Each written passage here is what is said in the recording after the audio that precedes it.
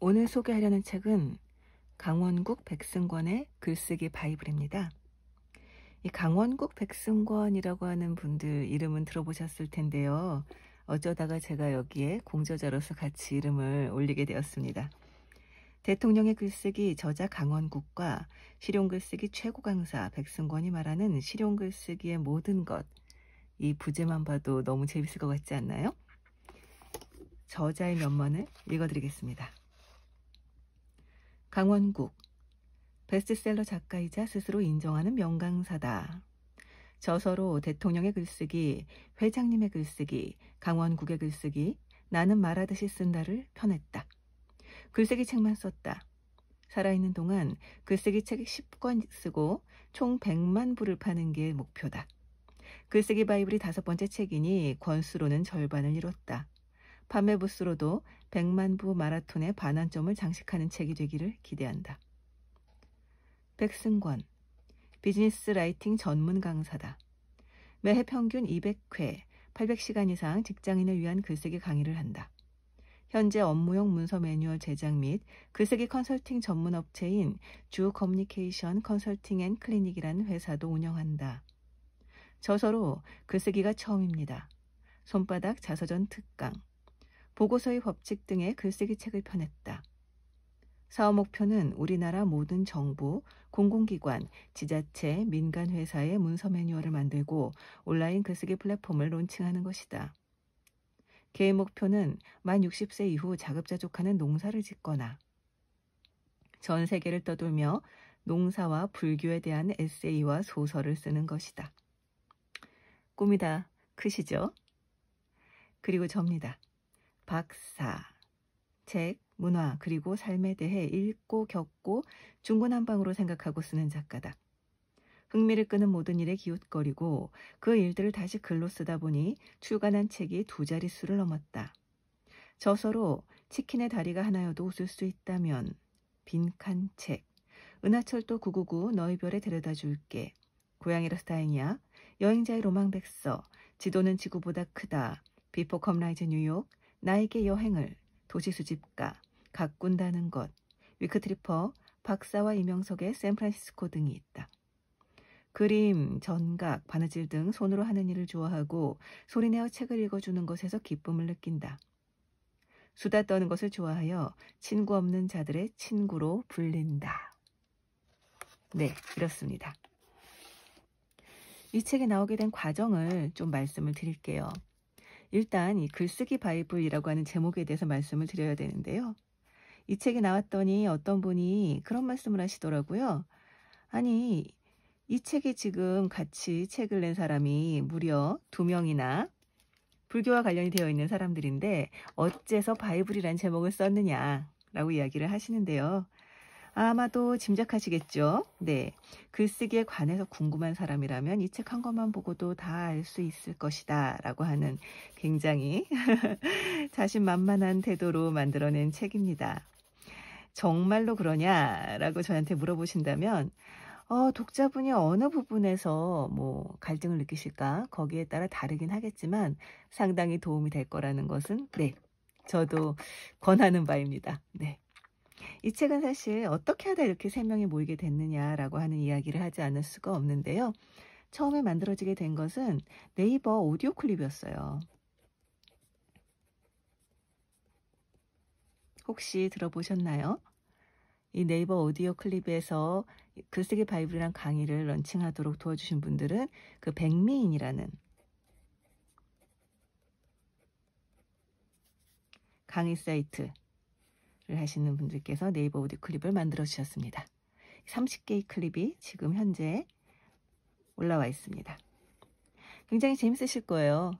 이 인터넷 강의 오디오 클립을 만들면서 제가 사회를 보고 그리고 2분이 말씀을 하시는 그런 형태로 만들었습니다. 그렇게 만들고 난 다음에 이 오디오 클립이 상당히 좀 좋아하시는 분들이 많이 좋아해 주셨어요. 그렇게 하다 보니까 이제 책 출간으로까지 연결되게 되었던 거죠. 이 책은 기본적으로 네이버 오디오 클립에서 했던 이야기들을 중심으로 하고 있습니다. 그리고 그것들을 조금 더 손을 봐서 좀 더 읽기 쉽게 만든 것이 글쓰기 바이블입니다. 오디오 클립을 듣는 것으로도 도움이 되셨겠지만 그것만으로는 조금 산만하다 라는 생각이 드셨던 분이라면 이 책을 읽어보시면 아마 정리가 더 잘 되실 거예요. 그리고 지금 이 글쓰기 바이블은 강의를 제작할 예정입니다. 이 또한 인터넷 강의 사이트인 백미인에서 만들어주실 것 같은데요. 네. 이 강의를 듣는다면 좀 더 부족한 부분들이 채워질 수 있게 되겠죠. 얼마나 많은 이야기를 하려고 이렇게 많은 매체들을 지금 거치고 있는가라는 생각이 드실 텐데요. 그중에서 본인에게 맞는 것을 찾아보시면 되지 않을까라는 생각이 듭니다. 글쓰기를 좋아하시는 분들은 아무래도 듣는 것보단 책을 좋아하시고요.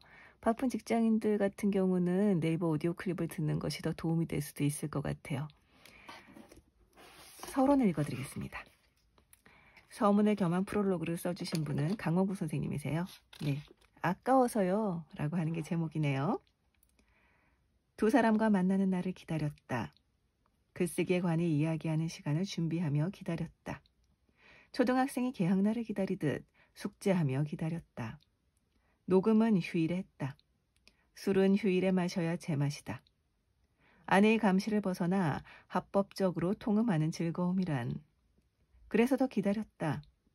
녹음을 마친 후 술 마시는 시간을 손꼽아 기다렸다. 초등학생이 소풍 기다리듯 손꼽아 기다렸다. 주제는 있었지만 각본은 없었다. 한 번에 하나씩 주제를 정해 이야기했다. 모두 30개의 주제를 다뤘다. 할 얘기를 원 없이 했다. 백승권 작가와 내가 알고 있는 내용은 다 털어놓았다. 그뿐만 아니라 글쓰기에 관한 내용을 망라하고자 했다. 어느 글쓰기 수다가 이처럼 한 땀 한 땀 꼼꼼할 수 있단 말인가. 이것을 벗어나는 내용이 과연 있을 수 있을까? 이걸 읽고도 글 쓰는 게 두려울 수 있을까? 적어도 나는 여태 그런 걸 본 적도 들은 적도 없다. 한마디로 내용이 짱짱하다. 아마추어가 치지하지 않았다. 프로답게 알아서 역할을 분담했다. 나는 지르고 백승권 작가는 받아주고 박사 작가는 이끌었다. 내 역할이 가장 편했다. 나는 마구 던지면 됐다. 그러면 백 작가가 잘 받아줬다. 어떤 스매싱도 기막히게 리시브해줬다. 박진감 있는 랠리가 이어졌다.